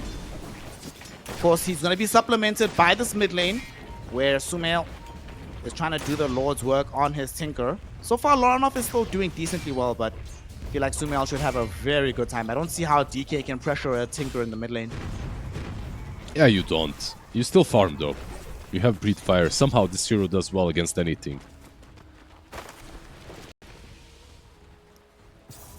But yeah, like you said, Sven in capable hands. The hero is kind of deceivingly easy, you know, like you think he's easy, but truly isn't that simple to play him to the full extent. It's sort of like that older dodge, right, where doing something easily, simply is much more difficult. It requires mastery over and above anything else. So, this game still only one kill thus far. So far, the farm advantage does seem to be leaning towards the side of Nigma Galaxy, in particular thanks to the efforts of the Sven down bottom. Not like the Hawk is not finding farm, but Ghost is getting as much as he possibly can here, and it's looking solid. For now, I am waiting for a level 3 first hit from the Hawk and 1J, because that's when you get the double Ange shell. You'll see, like he still didn't even skill up anything on. Oh, nice little dodge. No. That was a mistake. GH popped his magic stick to get the mana for the cold feet, but unfortunately Ghost wasn't in range for the Storm Hammer. So Dahak was just able to surge away. That is a lot of mana wasted between GH and Ghost. No, absolutely. And it might even allow them to dive the next wave. If they use double Ange Shell, they have the fortification as well. Actually, they don't, never mind. They do, they can use it. My bad.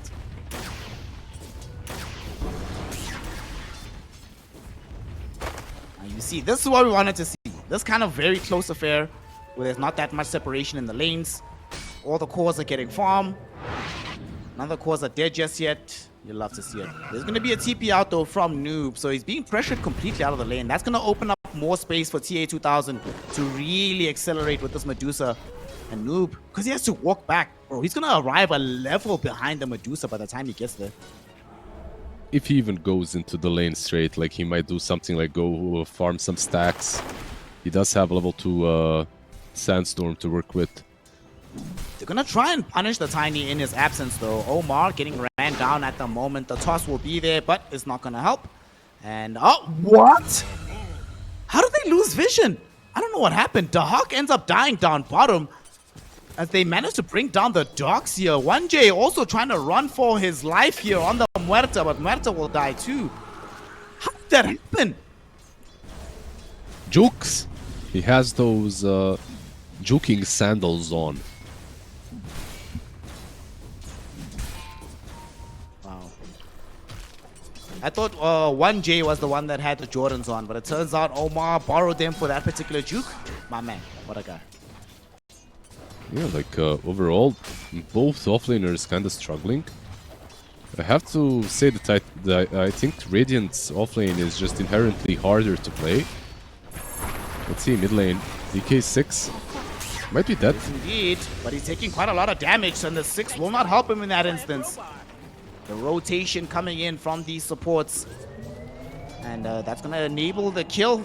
And the worst case scenario about it is that not only does Sumail get the kill, it's a Tinker. So he goes back, gets back all his mana, and he'll be back before you even arrive close to the lane. He's feeling very fresh about himself. Yeah, GH finds regen as well, so all that mana lost will be replenished. He can use it to perhaps zone out the Huck even further, who's not even laning anymore, like he's just jungling. Both offlaners like started off in a really bad way.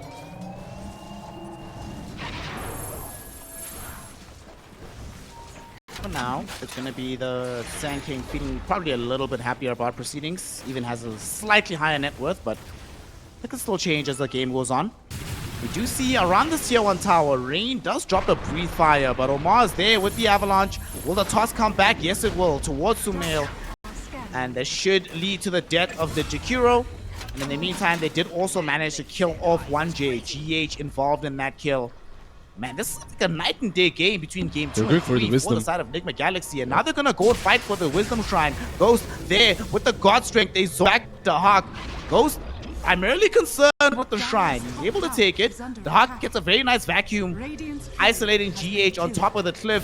And Ghost is going to be like, well, buddy, good luck, have fun. I will see you later. I want nothing more to do with this one. Yeah, I mean, what can he do, right? Like, he could stay there, but can't really accomplish a lot, can't save him. And GH, he could have attempted a TP, but then you just get the death shot, and it probably wouldn't work as well. So, that vacuum, at least something from the Hawk. Nice little vacuum, because he lost the Wisdom Shrine.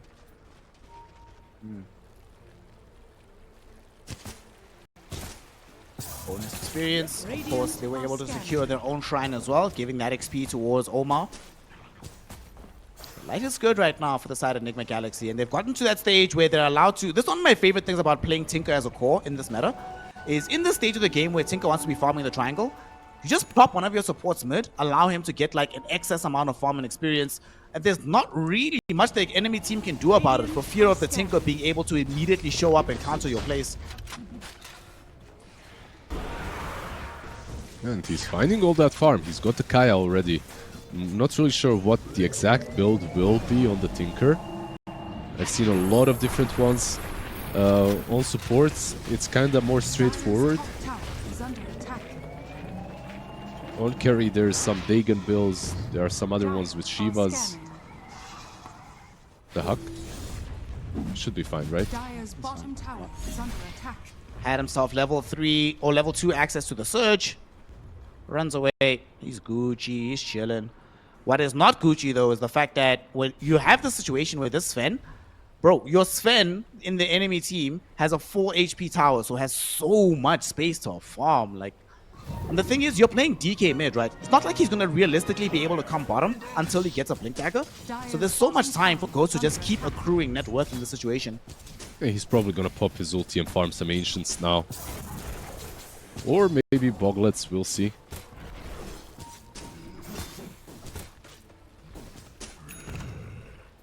How's his counterpart doing? Tier 2000, of course, going in straight for the Manta style. A requirement playing into the Tinker, but that being said, as we've mentioned, Laser is going to be a big problem for this Medusa to deal with throughout the course of the game. She's going to have to be very judicious about her usages of that Manta style. Mid lane, they actually toss back onto 1J inside the March of the Machine. Sumail able to pick up that kill with the final right click coming out of the Tinker. That's a massive Tinker already, by the way. 10 minutes in, 5.4k net worth, 3 kills. He's having the best time. Does he have a blink, by the way? He doesn't, but it might not even matter. The hug. Oh, duck.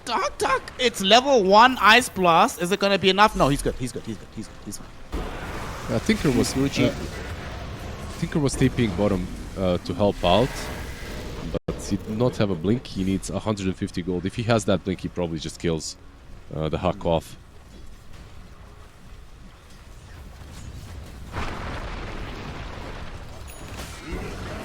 Tinker finishing off an ancient stack right now. Not that far away from having the blink dagger. I'm actually going to go quickly check what do the numbers look like. So we got that at 10 minutes 45 seconds on the blink on Tinker. All right. What do you think the fastest is in this patch on the Tinker? I'm not sure, actually. I'm going to find out. In the meantime, there's a fight top. Wow! The damage onto Rain. There's no Jakiro anymore. Medusa trying to travel herself away. There's the Epi. Ice Blast will come through, connect onto her. It doesn't really matter with the Ice Blast, but the subsequent damage matters quite a bit. Sumail able to now pick up himself a double kill on the Tinker. And mid lane, they're going back in. They want to keep this fight going. Larenov, though, able to get away in time. And he has these gloves of haste on Larenov. I wonder if he just makes a Midas instead of a blink at this point. Like, you're gonna get this blink, and I'm not really sure if you're able to take any good fights. Also, check this out bottom. They were trying to push, but Sumail just shows up, throws out a couple of marches, and immediately they have to vacate the area. He's basically defending all the towers plus making all the plays. He's got the blink dagger on Tinker. On top of that, he's got 1,000 gold now. And the Dragonite is rendered kinda useless. Like, he's chilling mid, waiting to push, but so far it hasn't really worked out for him. Alright, I've got the stats. The site was taking long to load, but what do you think, Liz? There's been 19 games of Blink Dagger Tinker in this patch. We'll talk about it in a second, as Larenov does manage to take the tier 1 tower, but will almost certainly pay for it with his life. Ice Blast connected flush, and he does end up ticking out towards that damage. So tier 1 tower in exchange for the DK's life ends up happening mid. So maybe Dahak could be in danger as well. Noob slightly scattered, but doesn't want to go in. Okay, we've got a lull. There have been 19 blinks on Tinker in this patch. What number is this in the 19 stack on Sumail? Is it the 19 mid lane Tinkers or in general? All Tinkers, just in general. All Tinkers? What do I think is what? Like average or? His position. No, like his timing, 10 minutes 45 seconds. Where does it rank in the 20 Tinkers that have been picked overall? Probably top 3, I would say. I thought so too, but surprisingly not. He's number 6. Number 1 is Nisha. Number 2 is Destroyer. Number 3 is Kiyotaka. Number 4 is Nothing to Say. Number 5 is Rebel. Yeah, but what were the builds prior to the blink? Did they have Kaya as well? They are smoking up, by the way. Investigate. I'll investigate in a second because we have a fight right now. Toss forward onto the Sand King. Unfortunately for him, he was thrown into a silence, but it doesn't matter. They managed to find the kill onto Raid. He's triggering the epicenter.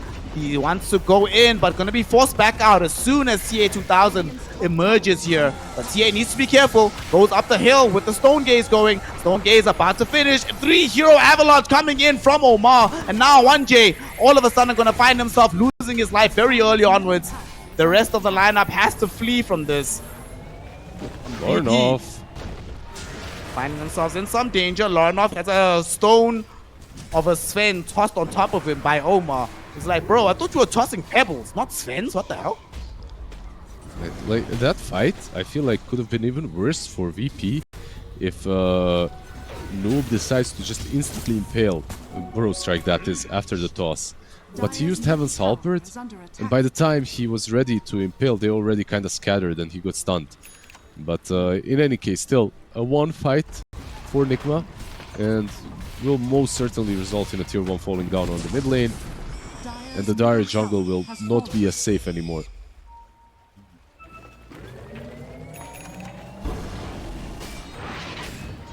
On the bright side, Medusa does pick up a Manta style now. She's making her way towards bottom, ideally hoping to pressure the tower. But there's already a Tinker there, and Omar. The scary thing is Omar now has Blink Dagger on the Tiny. Literally like, what, 30 gold away? That's terrifying the way this game is unfolding at the moment. Yeah, the two supports will be able to even just play on their own and get pickoffs. Just a Tiny, and it's good enough. And on top of that, Noob as well will have his own Blink Dagger very shortly.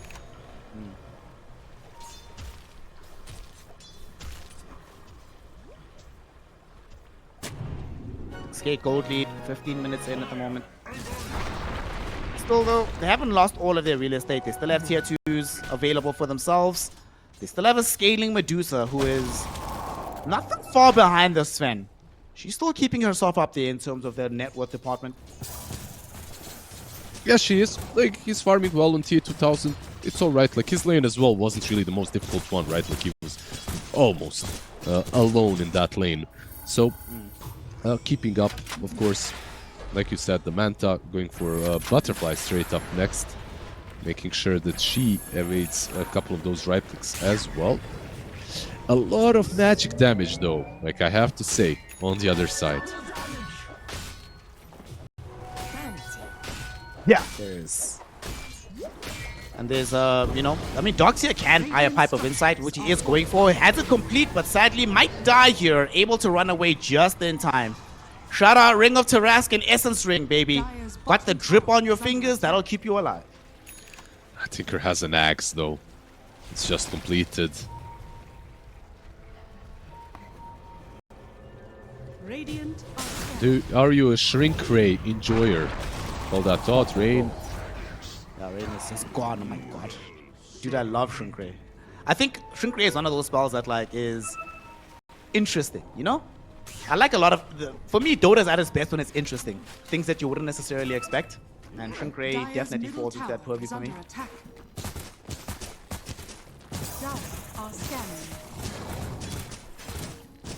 It's only unfortunate that he's playing against the Tiny, because I think Shrink Ray is at its funniest against Tiny. That's so funny. No growth allowed for the Tiny. Also, by the way, earlier on you were asking a question about the Blink Dagger timings. Had any of them gone Kaya first? It turns out no. All of them, except for one. 5 of those 6 went for Blink Dagger first item overall after getting Bottle Boots. One of them went for a Holy Locket in between, but none of them had Kaya Blink at exactly this timing. So if we normalize for the gold spent, this is probably the fastest in the patch.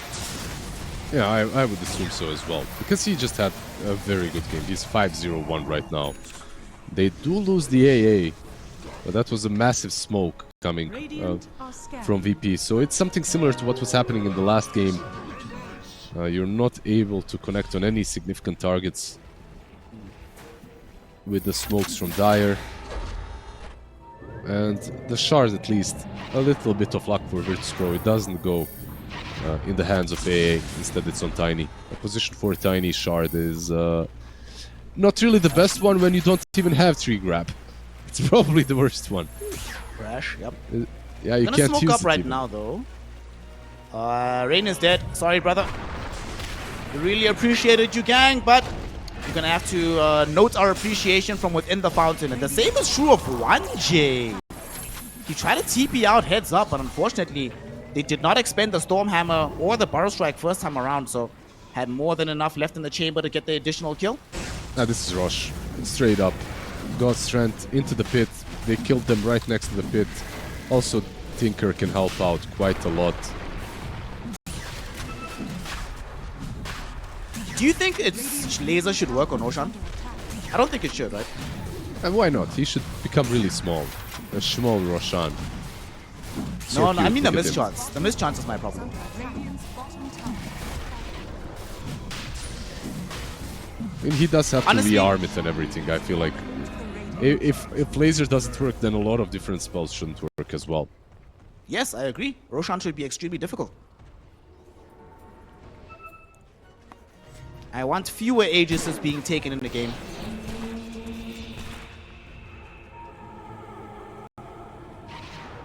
No, interesting idea. Give Rosh like some superpowers. Give him an ulti. Yep. Radiant's bottom Yes, actually. Overtune Roshan completely. In my ideal world of Dota, like, Roshan number 3 should be a rarity, right? Given the amount of goodies that he drops, it shouldn't just be like a common thing in the game past a certain point in time. It's just a way of making the games end a little bit faster. That's it. Instead of everyone just hugging and imagine trying to do Rosh when it's that strong and you have like a 15k lead, but if you go into the pit you probably lose because the enemy ganks you while you're doing this massive beast. Brother, one of my favorite metas of all time was like the TI3 Chinese meta, where everyone is just farming for 90 minutes. I love that shit so much. You don't have to sell me on this idea, bro. I already agree. Wasn't that the Chen meta where everything ended 15 minutes in? That was Or am I TI4. crazy? That was TI4. That was 4. TI4. Okay. TI3 was the lone druid anti-mage meta from China.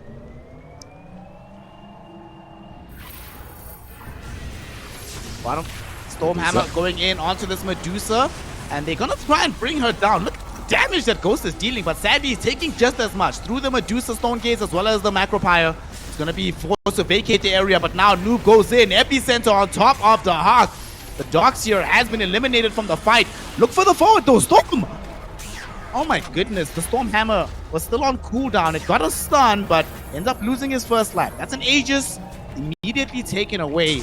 Even though they had to commit the life of the Hawk, I think VP will definitely take it, not having to deal with the 5-minute Aegis, but they're still chasing. They find the Medusa. She doesn't have Stone Gaze. She does have support though. Do they have the follow-up damage? Not just yet. Omar needs to run away, ate a massive pot shot from the tower, and that should conclude with his life. Indeed, Rain is able to take him away, but now they want to re-engage. Nigma Galaxy going forward. Ghost unable to find the stun though. Everybody from VP retreated towards the west, and that will keep them safe. You need an MKB on Sven. It's as simple as that. They aren't able to take down this Medusa. You could see it around the Wisdom Shrine. I'm surprised that they even tried under the tier 2 tower, because it was obvious that she just isn't dying, especially now that they didn't have God's Strength. So maybe they'll buy it next. Maybe they'll get that MKB, and then Medusa also becomes an option. Possible kill.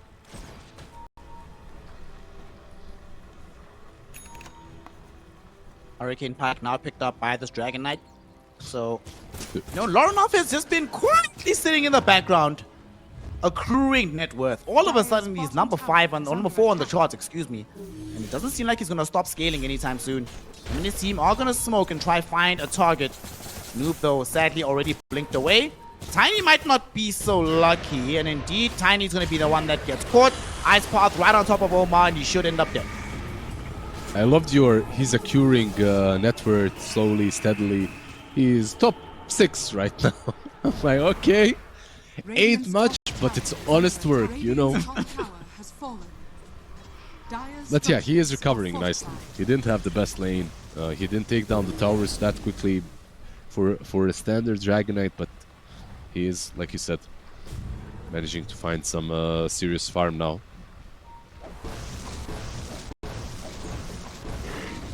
We'll see what he goes for next. He can either go for the SNY, can go BKB, can go Brooch, can go Mjolnir. By the way, speaking of Revenant's Brooch, when was the last time you saw a Daedalus in one of your games?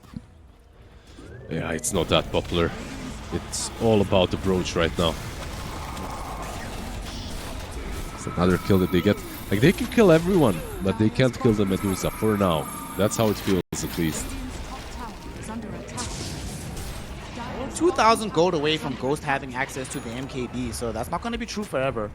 Still a tier 2 tower in the mid lane that they want to try and encroach upon. And we still see Sumail doing the shenanigans you mentioned earlier. Somehow being involved in the pushes and the defenses simultaneously. Yeah, this is your Tinker 101 when he's having a good game. By the way, he didn't die in the last game or in this one just yet. It's true. He lost the last game despite not dying. Look at this hunt though. They're gonna find Laranov. Jump onto him. He does not have a BKB. Here comes the Tinker. Epicenter being triggered out. Do they have a way to cancel this out? No. He gets out. There's no Hex on the Tinker. Tiny too far away. So DK able to relatively peacefully go home. A really good read that he can just force and TP out. He's going for Mjolnir next, by the way. Not even queuing up the BKB, which is a brave considering just how much magic damage there is on the other side.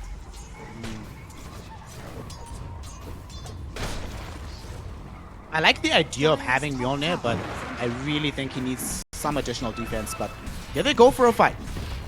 Gonna go top, attempting to defend the tier 2. The TP going forward from the Medusa. They initiate onto Ghost first and foremost.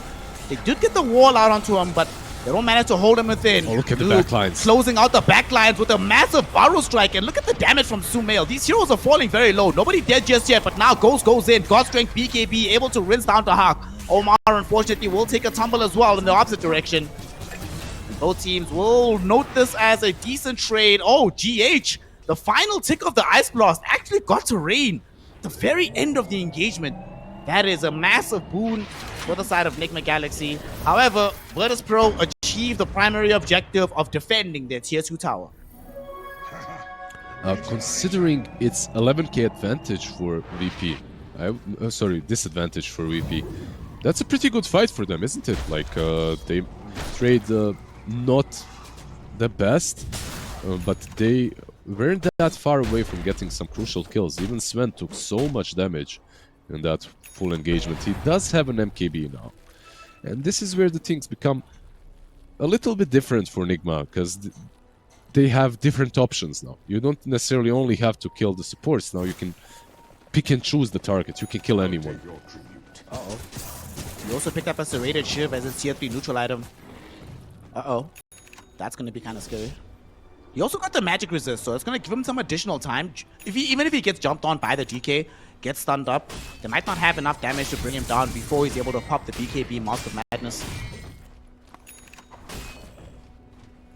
Dire's top tower is under attack. Laranov might be the target. Yep. Might jump on him. They miss with the Ice Blast, but do they have enough damage? Tinker is here. Going in, they actually might be able to kill him, and they do. My goodness, in the back, hit, and now Barrow Strike also connecting onto 1J on the back edge of the fight. 1J being body blocked, unable to progress back into the base. And although he was able to find a path beyond the Sand King, he cannot do anything about the Stormhammer. Dire's top tower is under attack. They lose their two big defenders, and this should be a tier 2 tower as well. High ground probably not possible. God Strength is out.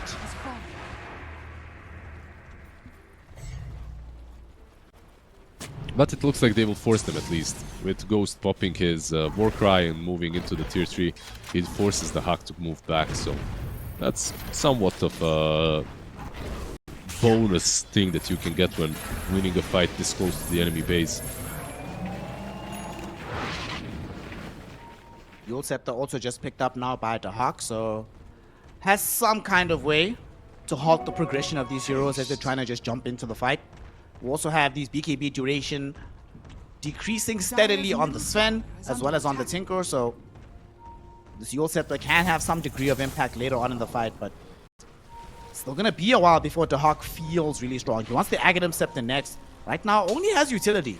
Yule's Pipe, as well as the Vanguard right now for his squad. Well, that's all you have to do, really. Bring utility, bring some control to the Medusa so that she can actually hit. Ags is, of course, nice, but let's see, Omar. Gonna jump onto this Medusa. Ice Blast will not connect, but they were waiting for this. VP was debating. Omar almost dead, but somehow still alive. Noob also falling very low, dusted up inside the Sandstorm. Do they have enough to kill him? No, they do not. He Barrow Strikes away. He's still going. BKB from Sumail with the lasers going in the opposite direction. Disables the Medusa's right click, and now the dive forward. Laranov able to get the kill onto the Sand King, but it's going to cost him his own life. Very aggressive dive in from VP, and now Ghost turning his attention towards the Medusa. Harpoon with the MKB. They want to find this kill, but his BKB is about to expire, so he does need to retreat. Yeah, God's Strength is out as well. The Hawk's Surge also, he has a shard, so helping out quite a bit in this fight. I'm not sure if that was worth it from DK, to jump in and trade his life for the Sand King. I feel like it wasn't. But that whole engagement was kind of sloppy from Nigma. They jump in, they don't connect on their stuns, they get hit by Ice Pad, by the wall. 0 stuns connected on Medusa, so TA2000 just moved away after using Manta. Kind of a messy fight. One of those engagements where afterwards you're like, man, I'm glad we're ahead, because that could have really gone south if the enemy team was stronger. Well, it's indicative, right? Like the way this game is going, considering there is a 16k advantage for Nigma. It still feels kind of closer. At least the way these fights are going. It doesn't look like they have that huge advantage, but you can really feel the impact of Tinker. Like Defense Matrix, even though he is a core, he is still able to help out his teammates quite a lot. It's hard to kill these heroes when there's like a Gale Guard plus Defense Matrix on someone. We also just saw at the end of the graph there, 55% win probability for Nigma. Radiant's That's not normally the number that's associated with an 18k gold lead. Should be much higher, but like you say, the game is still relatively even. But also, we also know that Dota Plus loves Medusa, loves Spectre. As long as those heroes are in the game, their squads will always be given an outsized chance to win. Yeah, let's see. Ice Blast is used. It will miss everyone though. scanning. They still dive forward. Oh ma. Okay, they get the avalanche onto this Medusa illusion. That was... I feel like after you completely whiff the AA blast, diving like that was kind of crazy. Nice They don't find anything, unfortunately. Yeah, they smoked up. They tried to get a kill before Rosh. And because of God's Strength, they're going into the pit. But this is maybe the most dangerous play that they've made so far. They don't have Dragonite though around. Oh, they find the Hawk. They toss him back into the pit. Oh no! They kill him immediately. He came through to just open up the fight for his team, letting everybody find an entry point. But unfortunately, they had vision. Omar tosses him back, and now they can dive forward. Goes with the harpoon onto Rain. They would love to find the Jakiro. Whose Gleipnir is that even? Stunning up all of these heroes. AA keeping them in position. But now they buy back on VP. They want to turn this all around. Ghost has access to an Aegis. He just wants out of here. Gets vacuumed though back onto the high ground. He simply cannot escape Liz. They found him within the corner. And as tanky as he is, nobody lost forever. They kill him and they also kill Sumero. Holy base. Lornov finds that kill. Ghost able to get to the low ground. Omar bailing him out with the force off. Ghost blinking into the trees. He needs to get out. They find the Yule Scepter onto Omar. They prevent the tiny escape and they should be able to kill him. But he has secured the escape for his carry. However, the cost is massive, Liz. An Aegis, a Tinker, and a Tiny. And they only gained a Doxia buyback, or Jakiro buyback out of all of that. And they got 2 buybacks. They lost the gem as well. So that's a bonus for VP. They get the gem on their side too. Very costly, like you said. And the advantage was around 19k as the Hawk. Okay, now 70 seconds without the Darkseer, that's a dieback. Now it's kind of messy. No, it's fine, bro. If you buy back and win a fight, you'd rather die immediately before the enemy team is ready to capitalize so that you don't die back in a crucial situation. 5-head play right there. That's what I tell my team whenever I buy back and die immediately to Ancients or whatever. It was a really hard fight to take for Nigma because Tinker cannot find a place where he's safe and behind his teammates. He's trying to help out Sven around the triangle, that is. And also, Ghost didn't have ulti. He used it, if you remember, in the first instance when they were smoked. So it was gone, that ulti, and the cooldown was just not there.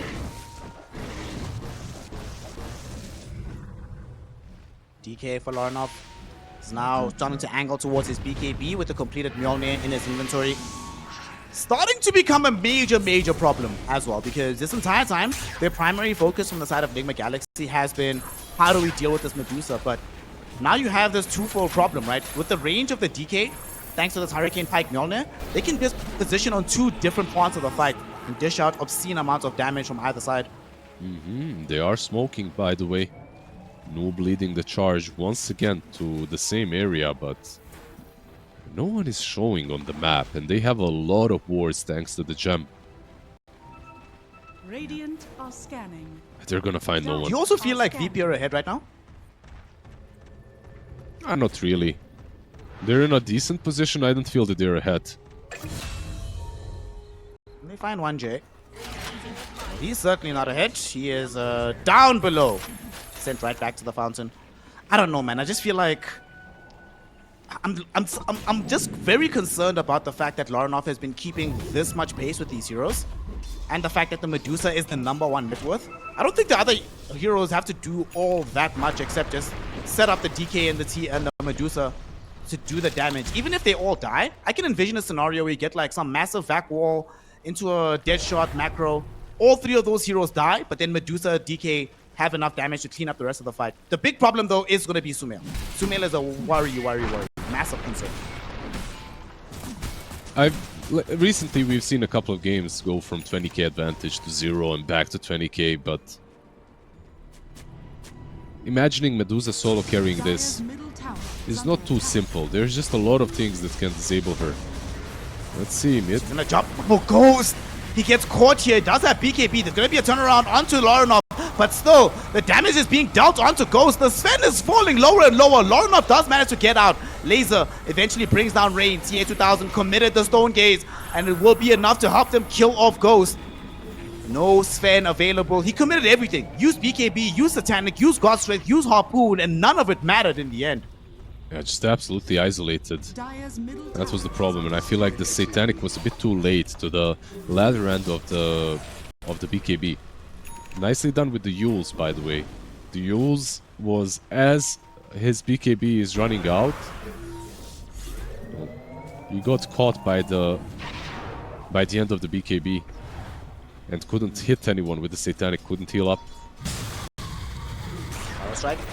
Noob is going to be able to find the catch onto the Hawk. So they get the kill onto this Dogs here, but here is Laranov looking to try and bring down Omar. Fails to do so. Sumail in with the lasers. Look at this damage. Yep. Sumail, stop it, bro. Oh my god. TA2000 trying to TP out, will not be allowed to do so. He will just end up losing his life. And well, yeah. I know I said Sumail was going to be a problem, but my god, I did not envision he would be the problem. Full team wipe in favor of Nigma. Yeah. Basically without the carry as well, by the way. They didn't have their position 1. It was just a matter of time before the Tinker pops off. He's 11-1-9, and the net worth difference is mostly because of him. So this is the first time that it really felt like he was able to do whatever he wanted in these fights. By the way, you know this death that he suffered in this game? Yep. It's his only death in this series. Oh, so in game number 1 he didn't die at all, yeah, as well. Nice. Nope. The king is back, baby. Here they are, pushing on the high ground. Looking for the tier 3 tower down bottom as well as in the mid lane.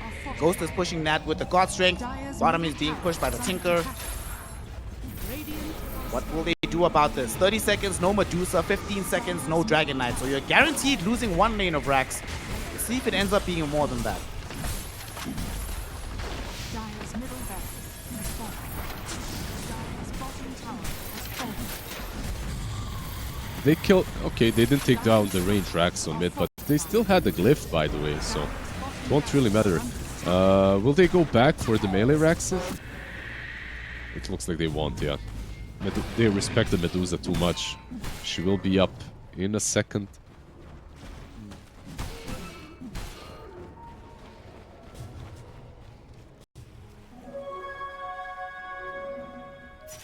Medusa. The Migos hero is out here trying to do her best to carry this game. You were mentioning earlier it's hard for her to carry solo. They definitely need Laranov to also pick up some slack here. Like, both of these heroes in tandem are required. They're gonna smoke up outside of the base. Okay. Trying to catch the side of Nigma Galaxy lacking. They might catch the Sand King in the lane. Oh no, he's gonna leave the river before they get there. It's too late. Yeah, smoke is broken. And the blink out from Omar. Nicely done.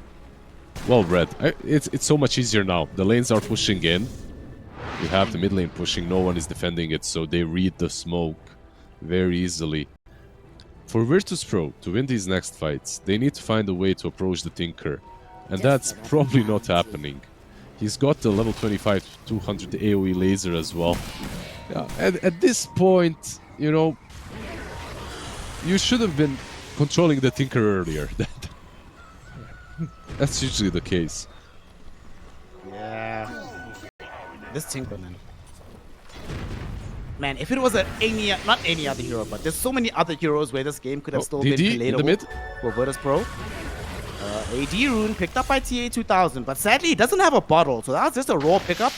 Nigma Galaxy just has to avoid him until the AD rune expires now. Well, they were saving it for Sven. That's why. And TA2000 was like, nope, yoink, just goes in, takes it away.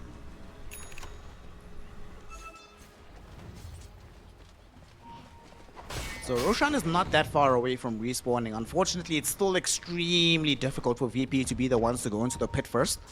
You don't want to give them the opportunity for setting up an AA, Ice Blast, tiny jump in. Very complicated.